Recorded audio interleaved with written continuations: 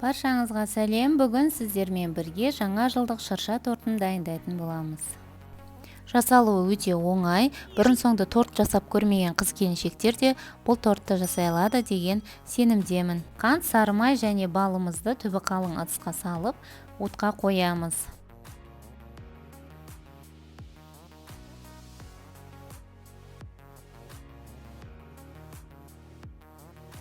Қант толығымен ерігеннен кейін жарты ас қасық ас содасын салып, массамыз 2 есеге дейін ұлғайғанша тағы да араластырамыз.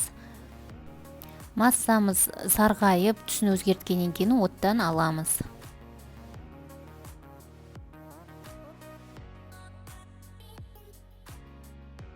Оттан алғаннан кейін суығанын күтеміз. Содан кейін жұмыртқамызды салып араластырамыз.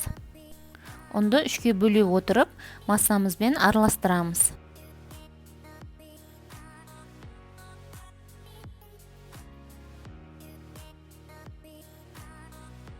Міне ұнымыздың 3-ші бөлігінде салдық.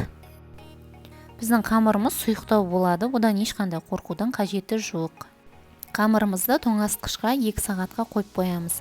Сол кезде қамырымыз қоюланып, өзінің формасын ұстайтын болады.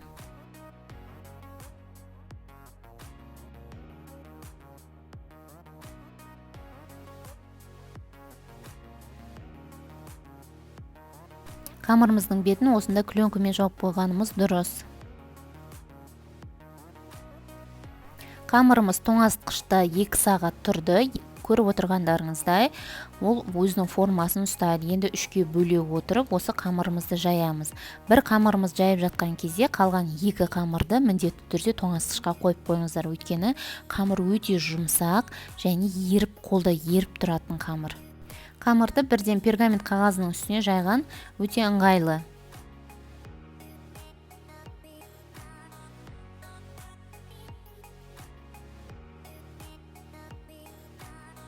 Қамырымызды жайып болғаннан кейін шыршаның формасын үстіне қоя отырып, кесіп аламыз қамырымызды.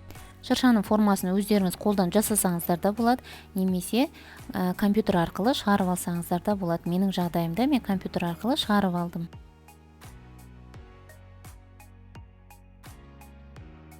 Қамырымыз пісіп жатқан кезде көтеріліп кетпес үшін шанышқының көмегімен тесіктер жасаймыз.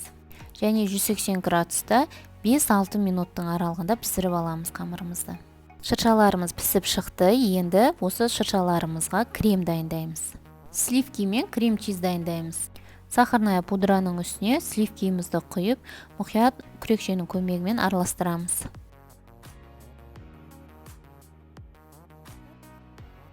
Үстіне творожный сырымызды салып, миксердің өте төмен жылдамдығымен араластырамыз.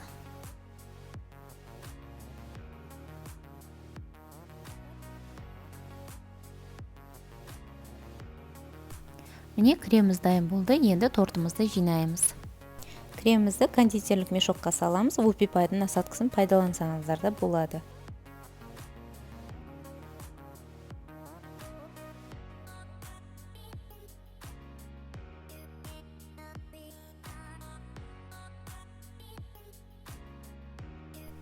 Видеодан көріп отырғандарыңыздай, тортымызға кремді дөңгелек шығара отырып жағамыз.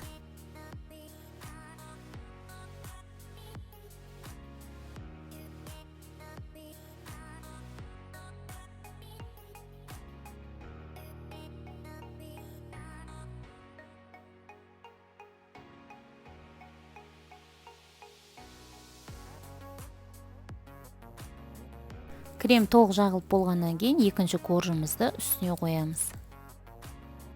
Екінші шыршаның үстіне де дәл осылай кремді дөңгелектеп шығара отырып, кремдерімізді жағып шығамыз. Барлық корждарды дәл осылай жинаймыз. Тортымызды жинадық, енді тортымызды безендіреміз. Тортты қалауыңызша безендірсеңіз болады, өзіңіздің шығармашылығыңызға ерік беріңіз.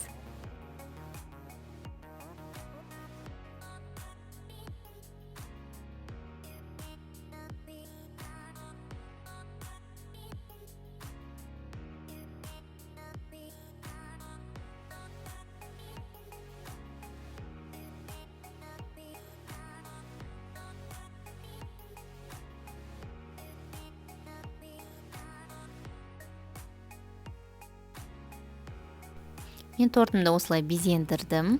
Егер де рецепт ұнап жатса, міндетті түрде дайындап көріңіз, каналға тіркеліңіз, лайк басыңыз, кез келген комментарий қалдырыңыз. Видеоны соңына дейін көргеніңізге рахмет.